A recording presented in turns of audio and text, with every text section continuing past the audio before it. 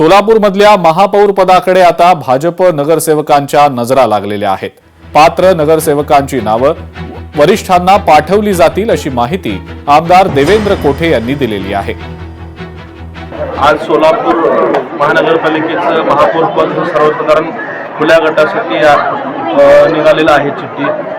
त्या अनुषंगाने आता शहराच्या अध्यक्ष वनिता जळवळकर या इच्छुक लोकांच्या किंवा यामध्ये पात्र होणारे संभाव्य नावं पालकमंत्री महोदय किंवा प्रदेशाला पाठवतील आणि याबाबत प्रदेश योग्य तो निर्णय घेईल। एकंदरीत ज्यांनी इच्छा व्यक्त केली आहे त्या सगळ्यांचीच नावं शहराध्यक्ष पाठवतील।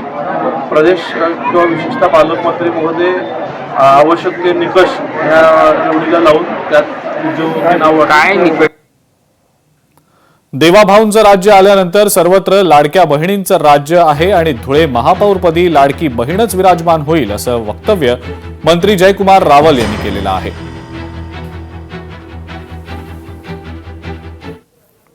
देवाभाऊंचं राज्य आल्यापासून सगळ्या लाडक्या बहिणींचं राज्य चालू आहे, कारण लाडक्या बहिणींचा लाडका भाऊ देवाभाऊ आणि म्हणून कोणीतरी लाडकी बहीण ही महापौर बनणार आहे। याच्यासाठी सर्व भाऊ, मग त्याच्यामध्ये देवाभाऊ, गिरीश भाऊ, जयकुमार भाऊ, अनुप भैया या सगळ्यांना आनंद आहे। लोकशाही मराठी ऐका, पहा, जागरूक रहा।